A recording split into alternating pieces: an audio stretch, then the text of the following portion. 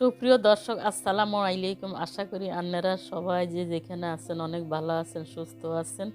আজকে আপনাদের লগে শেয়ার করছি আলু দিয়ে পারফেক্ট হাঁসের মাংস রান্না। তবে এই হাঁসের মাংসটা আমি কীভাবে রান্না করি আশা করি আর ভিডিওটা প্রথম থেকে শেষ পর্যন্ত দেখবেন। এখানে বড় হাঁডি লইছি, এই হাঁডির মধ্যে 1 কাপ পরিমাণ পেঁয়াজ কুচি দিচ্ছি, তারপর কাঁচামরিচ দিচ্ছি, বড় 2 টুকরা এলাচি নিচ্ছি, মানে দারচিনি নিছি, এখানে কতগুলো লং নিছি, 6-7টা এলাচি নিছি আর 3 তেজপাতা লইছি। এইখানটা হেজের মধ্যে হালাই দিচ্ছি, আর কিন্তু তেল দিই নয়। এবার তেজপাতা গুলো সিঁড়ি ছোটো ছোটো টুকরা করে দিমু, তার হরে এবার দারচিনি গুলো ছোটো ছোটো টুকরা করে দিমু। বন্ধুরা, আর রেসিপিকে ভালো লাগলে লোকে সাবস্ক্রাইব করে পাশে থাকা অল বাটনে প্রেস করে রাখবেন, আর যখন ভিডিও ছাড়াম নোটিফিকেশনে হাই যাইবেন। এবার ইয়ানে 1/2 কাপ পরিমাণ সয়াবিন তেল ঢালি দিচ্ছি। এ পর্যায়ে ইয়ানে 1.5 চামচ আদা বাটা দিচ্ছি। এর হরে দিতেছি ইয়ানে 1 চামচ রসুন বাটা, তারপরে দিয়ে দেবো আরও 1 চামচ রসুন বাটা, মোট ইয়ানে 2 চামচ রসুন বাটা দিচ্ছি। হাঁসের মাংসের মধ্যে একটু রসুন বাটাটা বেশি করে দিলে হাঁসের মাংস যে একটা গন্ধটা থাকে এটা চলে যাইব গই। এরপরে ইয়ানে 1 চামচ পরিমাণ ধনিয়া গুঁড়া দিচ্ছি। তারপরে ইয়ানে দিয়ে 1 চামচ পরিমাণ, টোটাল 1.5 চামচ পরিমাণ হলুদের গুঁড়া দিচ্ছি। তারপরে দিয়ে দেবো ইয়ানে 1.5 চামচ পরিমাণ লাল মরিচের গুঁড়া। জালটা আপনাকে পছন্দ অনুযায়ী কম বেশি দিতে পারেন। আমার নাজমাবিত রান্নার চ্যানেলে হাঁসের মাংস বিভিন্নভাবে রান্না দেওয়া আছে, আপনারা চাইলে সাবস্ক্রাইব করে দেখে আসতে পারেন। এবার দিয়ে ইয়ানে স্বাদ মতো লবণ। সবগুলো মশলা দিবার হরে দিয়ে চামচ দিয়ে সুন্দর করে মাখি ঝুঁকি নিতেছি। আপনারা চাইলে হাত দিয়েও মাখি ঝুঁকি নিতে পারবেন। যাদের হাতটা জ্বলে তারা কিন্তু চামচ দিয়ে এভাবে মাখিয়ে নেবেন, তাহলে তেল মশলা রাতে লাগবে নয়। সবগুলা মশলা সুন্দর করে মাখিয়ে নিবার হরে দিয়ে ইয়ানে একবারে ওগা গোড়া হাঁসের নিচ্ছি।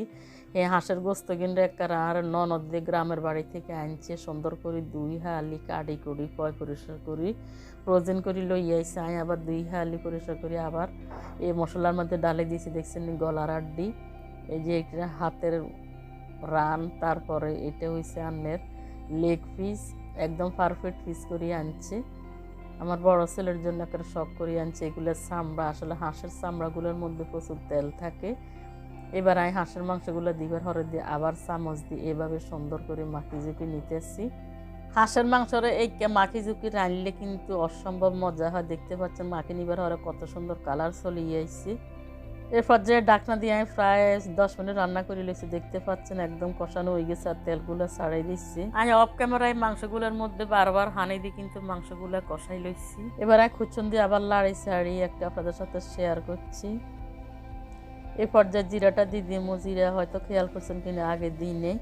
এখানে 1 চামচ জিরা দিচ্ছি, পরে আর 1 চামচ জিরা দিচ্ছি, মোট এখানে 2 চামচ জিরা দিচ্ছি। আসলে জিরাটা দিলে একটু বাড়াই দিলে কিন্তু হাঁসের মাংসটা ভালো লাগবে। অনেকে হাঁসের মাংস খেতে চায় না, একটু গন্ধ লাগে, কিন্তু একটু জিরা রসুনটা বাড়ায় রান্না করলে এর গন্ধটা লাগে না, খাইতে কিন্তু অনেক ভালো লাগে। জিরাটা দিবার হরে আবার সুন্দর করে লাড়ি চাড়ি মিশাই লইছি। এবার আবার ডাকনা দিয়ে আবার সুগার আঁচটা মিডিয়াম আছে রেখে আবার কষাইলামও। যত বেশি করে হাঁসের মাংসটা কষানো হবে তত কিন্তু মাংসটা টেস্ট হইব। আর কতক্ষণ রাঁধে লিবার হরে দিই। এবার আমি বন্ডাগারে হরা আলাইছি। দেখতে পাচ্ছেন মশলার মাংস আরও একদম মাখা মাখা হয়ে গেছে। এরকম মাংসটা উড়াই খেতে কিন্তু অসম্ভব মজার লাগবো। এগুলোর কষা মাংস বলে। এবার মাংসগুলো আরও কষানি হইবার লাই বলে ইয়ানে একারে 1.5 কাপ পরিমাণ হানি দিছি। হানিগুলো দিবার হরে দিয়ে আবার লাড়ি চাড়ি সুন্দর করি ডাকনা দিয়ে আরও কতক্ষণ রান্না করিলমু। হাঁসের মাংসের মধ্যে হানি কিন দিবার হরে দিয়ে একবারে ডাকনা দিয়ে সুন্দর করে কষাই লইছি। দেখতে পাচ্ছেন তেলগুলো উপরে দিয়ে একদম বাসি উঠছে, পুরাটে মনে হইতেছে তেল। এমনি তো তেল দিছি, আরও হাঁসের চামড়ার মধ্যে একদম প্রচুর পরিমাণে তেল থাকে। এগুলো গলি দিবার হরে কিন্তু আরও বেশি তেল লাগে। আর মাংস কিন্তু সুন্দর করে কষানি হয়ে গেছে। এবার ইয়ানে 4 আলু লইছি, একদম বড় বড় টুকরা করি। এবার আলু কিন্তু আগে 2 আলি হানির মধ্যে ভিজে রাখছি। আলু অবশ্য হানির মধ্যে ভিজে রাখতে কাটার পরে, না হলে আলুগুলো লাল হয়ে যায়, পরে রানলেও ভালো লাগে না। এবার আলুগুলো দিবার হরে দিয়ে আবার উল্টাই পাল্টাই লাড়ি চাড়ি সুন্দর করি মিশাই লইছি। আলুগুলো দিবার হরে দিয়ে এবার ডাকনা দিয়ে সুন্দর করে মাংসগুলোরে কষাইলমু। ডাকটাকে হরা আলাইছি। দেখতে পাচ্ছেন মাংস আর হাঁসের মাংস সুন্দর কষানো হয়ে গেছে, একদম পানিগুলা মাখা মাখা হয়ে গেছে। ময় মশলা আর আলু মাংস সহ এবার ফাইনালি মাংসগুলো ওইবার লাই বলি আই এনে পর্যাপ্ত পরিমাণে হানি দিয়ে হানি কিনে রান্নাকে পছন্দ অনুযায়ী দিবেন, কতটুকু জোল রাখবেন আর কতটুকু মাখা মাখা রাখবেন। আই কইলে হয়তো রান্নাকে কম বেশি হইতে পারে, তাহলে সমস্যা না। আনারা আইডিয়া হিসাবে কিন্তু মাংসগুলো আর আলুগুলো সিদ্ধ হয়েছে অনুভব করে দেখবেন, আর পছন্দ অনুযায়ী রান্না করে নেবেন, তাহলে কোনো সমস্যা হইবে না। এবার হানিগুলো দিবের হরে দিই আর সুন্দর করে লাড়ি ছাড়ি এবার আবার বন্ডা দিয়ে আরও কতক্ষণ রান্না করি লমু।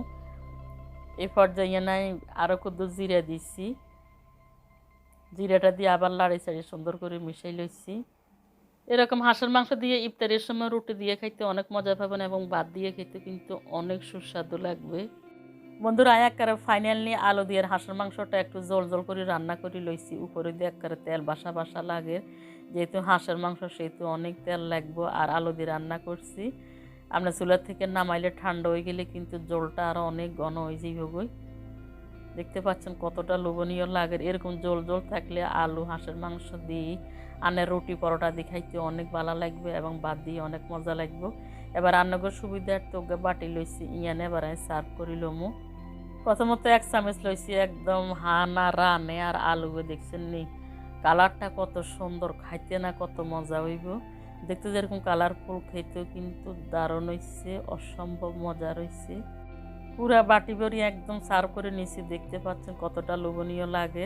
যারা কখনো এরকম আলু দিয়ে মাংস রান্না করেন নাই হাঁসের মাংসটা, আর রেসিপিটা দেখি স্টেপ বাই স্টেপ রাঁধি লইবেন, আর কেমন হয়েছে আরও কমেন্টস করে জানাইবেন।